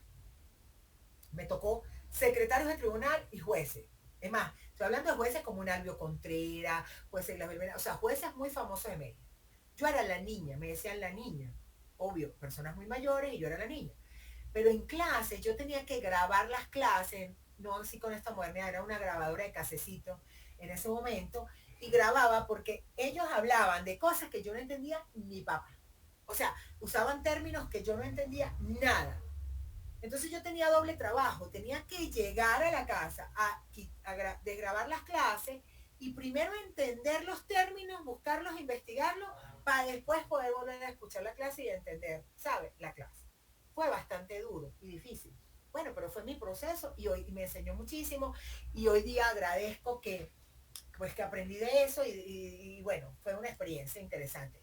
Recomiendo primero ejercer y luego 1 o 2 años después ejecutar tu, sabes, hacer tu especialización, es por lo que viví. Pero cada quien tiene un proceso diferente. Así que yo los entiendo. Pero ¿qué nos lleva a eso? A un mayor compromiso, ¿sabes? A un mayor trabajo, a un mayor nivel de compromiso. Es decir, hoy no entendemos ni papa, Joanny. Entonces usted va haciendo anotaciones. Bueno, Chávez dicen que murió y gobernó de lejos. Entonces pues usted va aquí a Google Meet. Es más, vamos a hacer la prueba a ver si nos aparece algo. Vamos a ver. Para que vean que todo tiene solución, pero va a depender del compromiso de ustedes.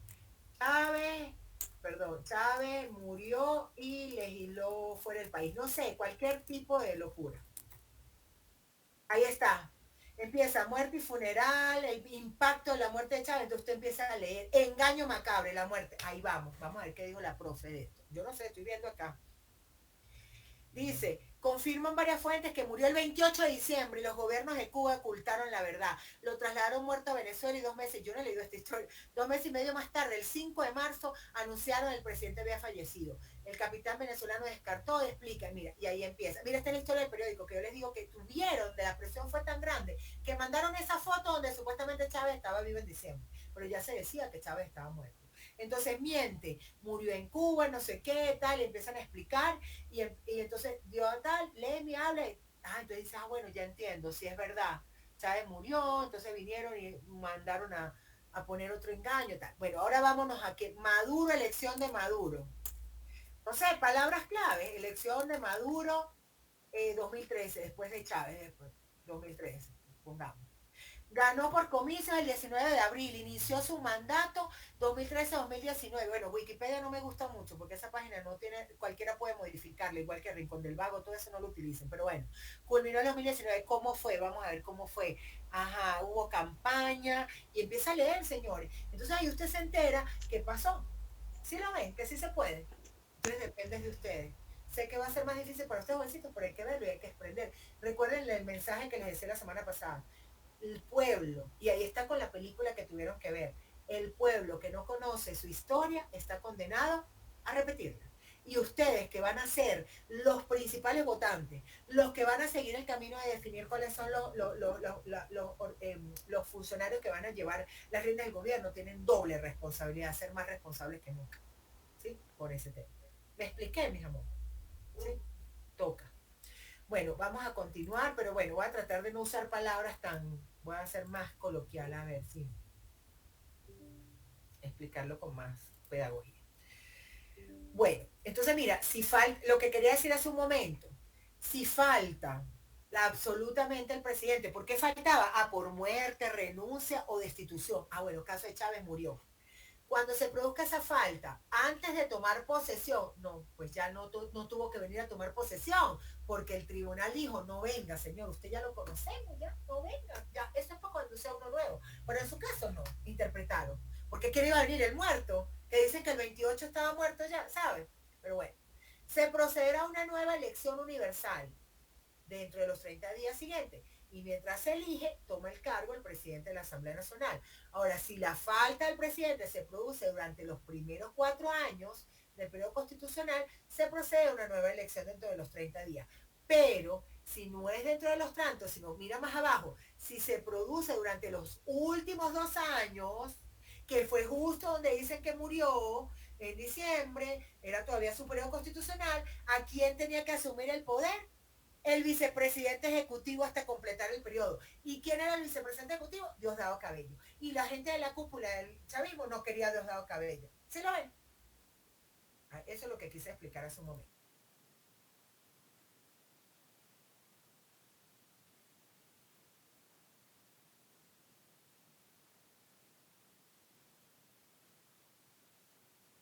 Si una falta temporal se prolonga por más de 20 días consecutivos, la Asamblea decide si debe considerarse falta absoluta. Caso de Chávez, trataron de hacerlo muchísimo la oposición, pero en ese momento no tenían la mayoría de la oposición, no podían hacer mucho. La ausencia del territorio por parte del presidente requiere autorización de la Asamblea por comisión delegada cuando se prolonga por un marco superior a 5 días.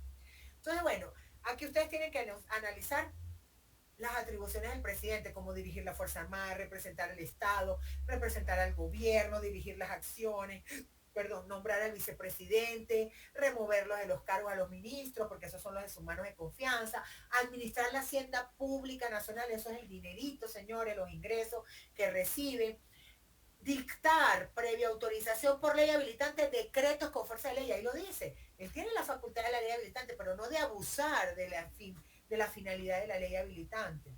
Dirigir la Fuerza Armada Nacional, nombrar y remover a aquellos funcionarios para, según la ley les asigne, celebrar contratos, tratados internacionales. Miren 19, como Caldera, conceder indultos, que fue lo que pasó con Chávez, que le concedieron indultos en su momento y pudo lanzarse a la presidencia. Eso está allí. Todas las atribuciones. Me habla del vicepresidente. El vicepresidente es un órgano de colaborador inmediato del presidente. Tiene atribuciones, aquí están. Y tiene también requisitos para ser nombrado presidente. ¿Ok? ¿Cuáles son los requisitos para ser nombrado vicepresidente? Las mismas de ser presidente, es decir, mayor de 30 años, no tener condena penal o haber sido sentenciado, estado seglar, no tener otra nacionalidad de nacimiento venezolano y no poseer otra nacionalidad. Pero eso fue interpretado, no importa ya. ¿Ok? ¿Cómo se remueve el presidente, el vicepresidente, perdón? Y todo esto. Los ministros, aquí están, ¿cómo son las para ser ministros? ¿Qué debemos ser? Ahí lo dice, son mano derecha del presidente. Integran el Consejo de Ministros. Ahí tenemos el ministro de Energía, el ministro de Relaciones Interiores, el ministro de Salud, el ministro de Trabajo. Esos son los ministros, esos llevan los ministerios dependiendo de cada uno de las funciones que van a ejecutar. También me dice cuáles son pues las formas de ser nombrado. Y el procurador, miren, que es el que asesora, defiende y representa judicial y extrajudicialmente los intereses de la República. Es como el abogado y de los contratos. Él también es parte del Poder Ejecutivo. Es un procurador. Y también el procurador asiste con derecho a voz a todas las reuniones del Consejo de Ministros. No de voto, pero sí de voz, porque es asesor. Es como el abogado. Y también hay algo que se llama el Consejo de Estado, que es un órgano superior de consulta del gobierno, que además tiene como competencia en diferentes materias de interés nacional y donde el presidente pues también pues está presidido por el vicepresidente, por el designado, ¿cómo es? Por 5 personas que ha designado el presidente y parte también de la Asamblea Nacional y del Tribunal Supremo de Justicia, es un órgano de consulta superior. ¿Qué entiendo yo también, chicos? Para ustedes poder estar hoy día aquí en la universidad y viendo esta materia, se supone que ustedes pasaron un bachillerato y en el bachillerato ustedes vieron estas materias, ustedes vieron poder público. Eso se sobreentiende por la universidad. Ustedes esto ya tienen conocimiento previo. Yo hago esa suposición. Más bien este tema de poder público se había pensado quitar del programa para solo evaluarse y más bien lo estamos dando. Hay profesores que no lo dan porque se sobreentiende que ustedes ya saben y conocen el poder público en Venezuela. Poder judicial, sistema de justicia. El poder judicial busca administrar justicia. emana de nosotros ciudadanos, pero también ahí incorporamos, el Poder Judicial estamos incorporados hasta los abogados, hacemos parte del Poder Judicial. Mira que está constituido por el Tribunal Supremo, los demás tribunales, por los órganos, por la Fiscalía, por los abogados autorizados para el ejercicio, por funcionarios de justicia, por el sistema penitenciario, todos ellos hacen parte del Poder Judicial. Es independiente, 254 me dice, es independiente y autónomo, goza de autonomía funcional, administrativa y financiera. Ya vimos, hablamos de la separación, que cuando tú ingresas al Poder Judicial es un funcionario de carrera. Además de eso, me dice acá, vamos a ir bajando por acá, sobre el Tribunal Supremo de Justicia. El Tribunal Supremo de Justicia está compuesto por varias salas. Sala plena son todas las salas. Está la sala constitucional, la político administrativa, la electoral, de casación civil, de casación social y de casación penal. Y son 7, ¿por qué? Porque cuando son ellas 6, cuando se reúnen hacen la sala plena, las 7 salas. ¿Ok? Entonces, para ser magistrado, miren los requisitos, 263. Tener nacionalidad venezolana por nacimiento y no poseer tampoco otra nacionalidad. Bueno, si la poseo, no importa. Yo tengo familia croata por sangre. Si yo adquiero la nacionalidad croata porque Croacia no me exija renunciar a la nacionalidad y Venezuela me permite tener doble nacionalidad, entonces yo quiero ser magistrado del Tribunal Supremo, yo no hubiese podido antes de la interpretación del Tribunal Supremo porque tengo otra nacionalidad por sangre, no por nacimiento. Nací en Venezuela, Mérida, pero es por eso. Pero ya como está esa interpretación, no hay problema. Ser ciudadano de reconocida honorabilidad. ¿Qué les dice a ustedes eso? Ser ciudadano reconocido de reconocida honorabilidad. ¿Qué les dice? ¿Qué es eso de ser honorable? O sea, ser reconocido por la sociedad, algo así, ¿no? Ajá, exacto. ¿Y ser honorable qué es? ¿Qué es ser, O tener tener una conducta intachable, ¿no? ¿Ah? Tener una Como conducta que intachable. honestos. Ok, ya va. Ok, que una conducta intachable. Muy bien, ya va, perdón, que estaba recibiendo. Perfecto. Alguien que asesinó 2 veces, en 2 oportunidades, cumplió condena, ser ético y cumplir con la moral, muy bien. Cumplió condena, tendrá plena honorabilidad. Será alguien muy honorable. No, creo que no. Estoy seguro que no. Ojo, ya cumplió condena. Nadie que fue condenado puede seguir siendo tachado y acusado, sí, porque se supone que ya cumplió la condena y cumplió No, con la pero tiene sociedad. antecedentes penales, ¿no? ¿Cómo, mi Susana?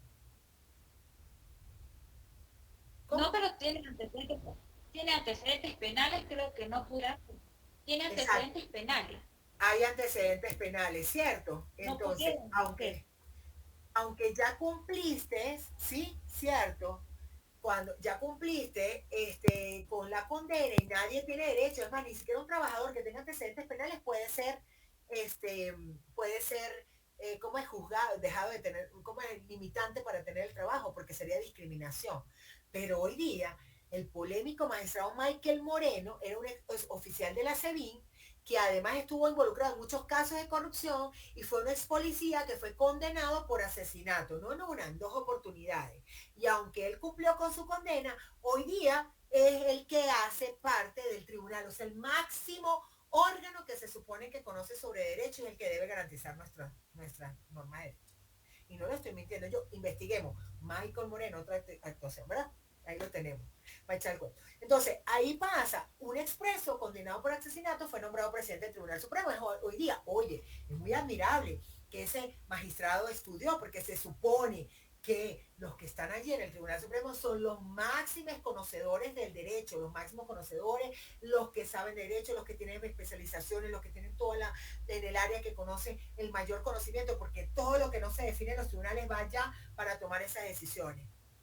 Y siendo el presidente de la sala plena, es decir, que se reúne en todas las salas. Pero en el pasado, en la década de los 80, el primer crimen de él fue en el estado Bolívar, donde se dice que ese señor lo asesinó y él cumplió su condena. Pero igual fue declarado culpable de esa muerte después en otra cuando fue miembro de la DICIT. Entonces, lo de la honorabilidad para mí también queda en entredicho. ¿Sí? Y miren que está. O queda en entredicho también una Gladys Gutiérrez, que estuvo casi que perpetua en el Tribunal Supremo de Justicia y la que se prestó a todo lo que se prestó para estar como estamos. Y hoy día se supone que entre los requisitos es tener pues doctorado y especializaciones en esa área donde ellos están dirigiendo, y una Gladys Rodríguez después se descubrió que en España, ella no se sabe cómo hizo un doctorado en España, pero fue la mejor, la maestra. La universidad hasta declaró en un momento que ella nunca fue, nunca asistió. Después acomodaron todo, que había sido por internet, que ella había viajado en 2 oportunidades. Pero mira, cosas que pasan. En Venezuela pasa de todo. Mira, nosotros podemos escribir una novela, pero increíble. O sea, una novela de, no sé, de tristeza sería, de depresión, pero también una novela de todo, casos increíbles. Así como 1000 maneras de morir, 1000 maneras de gobernar corruptamente, una cosa así, no sé, podría ser. Entonces, yo les dejo ahí, investiguen, señores, que se les abra el gusanillo de la curiosidad de esto que estamos hablando, investiguen, lo que no sean temas que le llamen la atención en principio, pero que no seamos opinólogos de oficio, sino que ustedes de verdad tengan bases para conversar. Entonces, bueno, vamos a seguir acá. Sigo compartiendo pantalla, aquí. Entonces, el Tribunal Supremo dice, para ser magistrado debes tener nacionalidad, ya dijimos, ser ciudadano de reconocida honorabilidad, ser jurista de reconocida competencia, gozar de buena reputación. Ya vimos que Michael Jordan Moreno decía que estaba muy involucrado en actos de corrupción, igual que muchos ahí. Haber ejercido la abogacía durante un mínimo de 15 años y tener título universitario de posgrado en materia jurídica o haber sido profesor universitario durante un mínimo de 15 años y tener la categoría de profesor titular o ser o haber sido juez superior en la especialidad correspondiente a la sala. Para ser juez superior, primero tuviste que ser juez de primera instancia y después de segunda instancia, que es el superior, para la cual se postula con un mínimo de 15 años en el ejercicio de la carrera judicial y de reconocido prestigio en el desempeño de sus funciones y otros más establecidos por la ley. Miren la cantidad de requisitos que se supone que debe tener ser un jurista realmente, un conocedor del derecho para pertenecer al Tribunal Supremo de Justicia. Los magistrados serán elegidos por un periodo único de 12 años, dice ahí, único de 12 años. Ahí estuvo Gladys Gutiérrez, al igual que estuvo Natividad y Lucena, muchísimo tiempo, único de 12 años. Entonces, estuvo allí 12 años y podrán elegidos por un único periodo, ser elegidos. Ajá. Bueno, aquí habla del comité, ustedes lean eso con más calma. Las atribuciones del Tribunal Supremo en el 266 para hacer el cuadro comparativo. Ya después nos vamos, yo voy a pasar de aquí al poder ciudadano, que fueron los dos últimos que se incorporaron, poder ciudadano y poder electoral. El poder ciudadano se ejerce por el Consejo Moral Republicano. Miren la palabra que es importante, Consejo Moral Republicano. ¿Quiénes lo integran? Defensor del Pueblo, que estuvo mucho Tare no el examen, el otro Tare Zap, ¿sí? Defensor, fiscal general, Luis Estela Morales. Investiguemos qué pasa con Luis Estela Morales hoy día, dónde está en Colombia, qué ha pasado. Esa señora que salió y ahora habla mal, pero ella fue la culpable, entonces debería responder por todo lo que hizo. Y Contralor General, que se supone que controla las funciones. La respuesta de la compañera, para eso hay contralorías generales, estadales y municipales, mi ley, y no ejecutan sus acciones. Entonces, ¿qué hacen ellos? Ellos se reúnen, es un gran consejo moral, se supone que protegen al poder, ese poder ciudadano tiene a su cargo la protección de la ley, prevenir, investigar todos los hechos de corrupción, todos los hechos de la ética, todos los hechos que correspondan a la moral, velar por la buena gestión de los órganos, de la legalidad del patrimonio, del uso del patrimonio público, de todo eso. Y los representantes formulan ante las autoridades, ellos son los que deben denunciar ante las autoridades cuando se esté incumpliendo. ¿Ok? Entonces, ellos están. Aquí ya van a ver quién es el defensor, la Defensoría del Pueblo, que tiene a su cargo la vigilancia de nuestros derechos humanos y garantías esenciales. También está las competencias, pero hay una ley orgánica. Cada organismo tiene ley orgánica de la Defensoría, ley orgánica de la Contraloría, ley orgánica de la Fiscalía. El que quiere investigar lo puede buscar más a profundidad, pero aquí está qué hace el defensor y además los requisitos y las competencias. Eso es lo que ustedes van a poner en el cuadro por lo menos.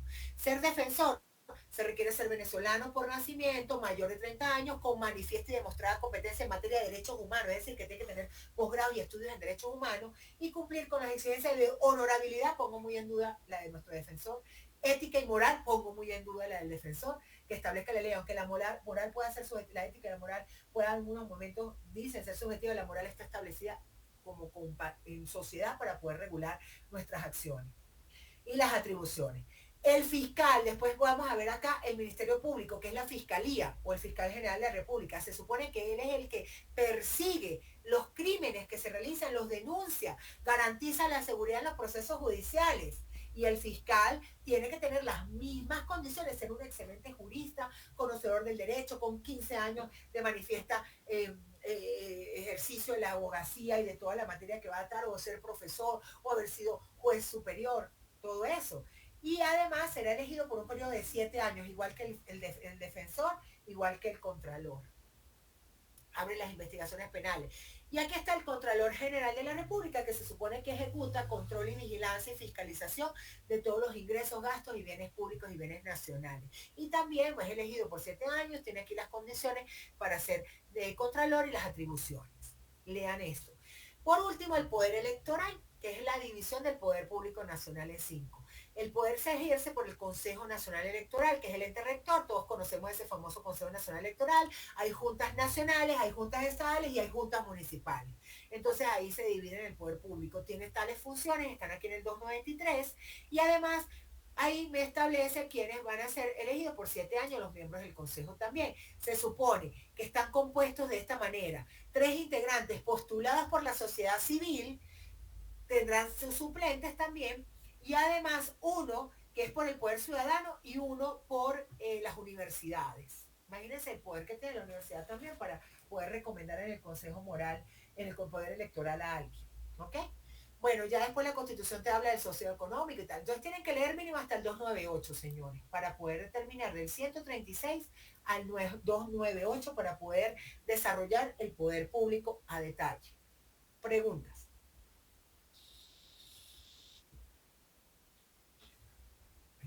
Ninguna. Bueno. Ajá, se ha unido Markel. Tenemos también, voy a volver a compartir, me salí y aquí. En el Drive, preguntas. No hay preguntas sobre el poder. Cierro la Constitución. Ustedes tienen ahí la Constitución, tienen todas las leyes. Miren que aquí está el Drive. Aquí seguimos en Fundamentos del Derecho.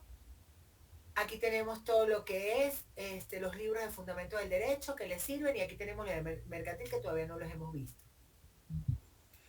Entonces, legislación tienen libros. Estamos acá en todo lo que era el poder público. Vámonos acá al el poder administrativo. Ustedes van a tener que investigar el tema del programa, que es el derecho administrativo, leer la ley orgánica de la administración y ley orgánica de procedimientos administrativos. Creo que ya no nos da tiempo, chicos, porque va a terminar la hora. Lo único que sí les voy a hablar un poco pues, de esta ley. Ya son las 5:44 y hoy de verdad necesito ser muy puntual. Según el cronograma, vamos a ver qué tienen ustedes, según el cronograma. Hoy veíamos eso y el derecho administrativo, entonces van a tener la obligación de investigar, pero creo que ustedes tienen que presentar. Déjame ver el cronograma.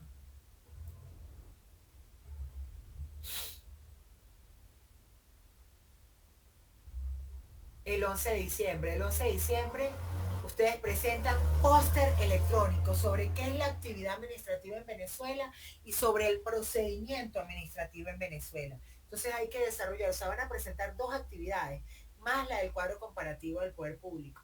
Entonces, pues la invitación es a hacer esa investigación a profundidad. Cuando nosotros hablamos del derecho administrativo, pues es aquel que es ejecutado por los funcionarios, por la administración pública. Ya leímos un poco de eso. Y además, aquí en el artículo, en la ley orgánica de procedimientos, te dice que la administración pública está integrada pues tiene sus propias leyes y hay una administración nacional, estatal, municipal, que existen las contralorías. Y pueden leer el 141, 40 y 41 en adelante, que nosotros lo leímos sobre la administración, ver los principios constitucionales. Y aquí van a ver en esta ley, a partir del artículo 7 y siguientes, que es un acto administrativo. Eso va en el primer póster. ¿Qué es un póster electrónico? Ustedes tienen ahí ejemplos en la Drive.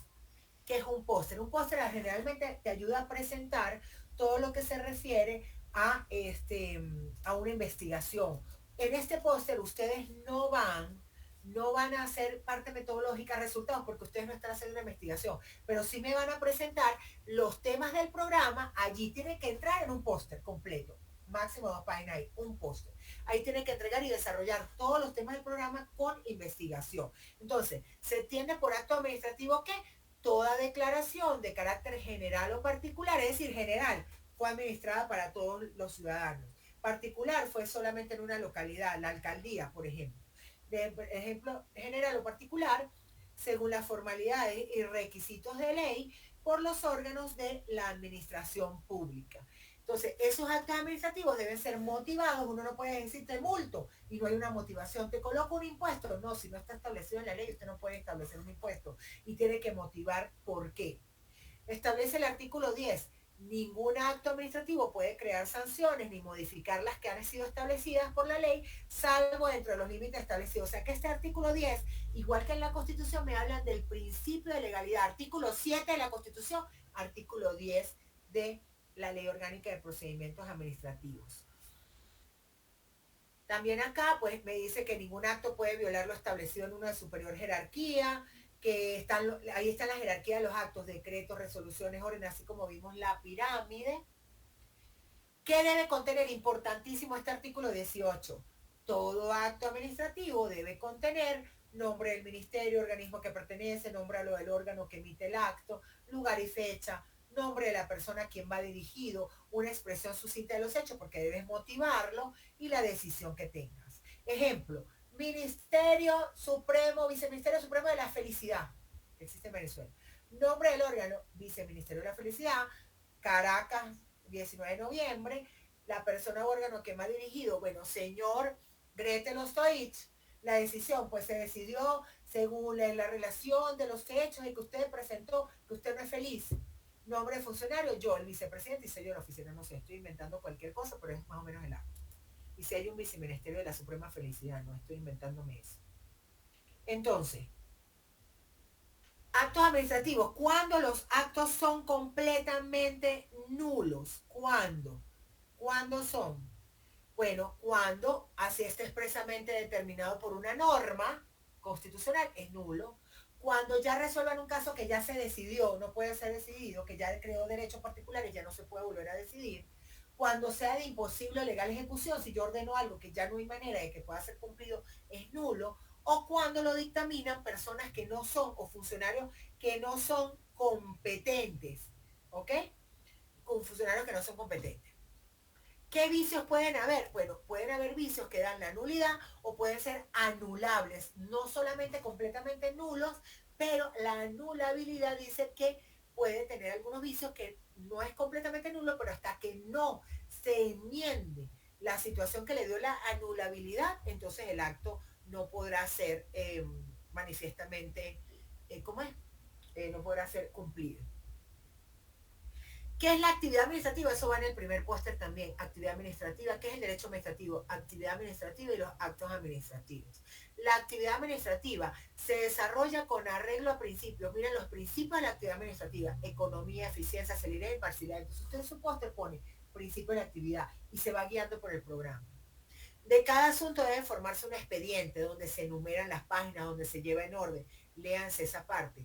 Inhibiciones, ¿qué significa? Que hay funcionarios que no pueden conocer ciertos actos, porque se tiene que ver con mi cónyuge, con mi pareja, con el pariente, con algún pariente, de afinidad o consanguinidad. Cuando se trate de un caso de un enemigo o un amigo manifiestamente íntimo, yo no puedo definir. Entonces yo me tengo que inhibir. Yo como funcionario tengo que decir, no conozco de este acto. Y si no, voy a ser recusado. La otra parte puede decir, no, pues usted se tiene que inhibir. Pero para no ser yo sancionado, yo de inmediato debo inhibirme porque no puedo tener conocimiento del acto. Bueno, eso por ahí. Cuando hablamos de procedimiento administrativo, que es el segundo póster que usted va a realizar, usted tiene que hablar a partir del título 3, revisar. Hay un procedimiento ordinario que se inicia con una fase de iniciación, que se inicia a parte interesada o de oficio. ¿Qué significa de oficio? Que lo hace el funcionario. De parte interesada lo hago yo como ciudadano, si no lo hace el funcionario. Entonces, por solicitud escrita, aquí me establece el 49 qué debe contener esa solicitud, el órgano al cual va dirigido, la petición que estoy haciendo, la firma de los interesados.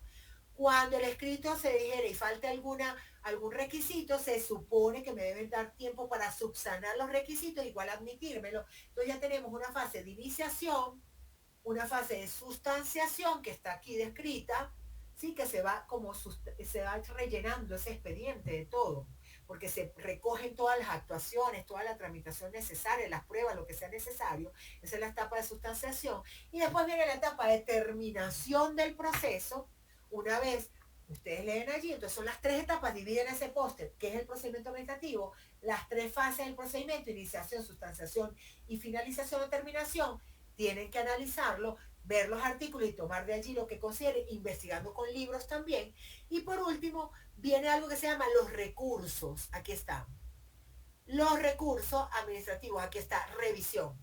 Hay revisiones de oficio y están los recursos administrativos que también tienen que ir en ese póster. La administración en cualquier momento puede revisar y en cualquier momento los actos puede subsanar los vicios para que los actos no sean anulados.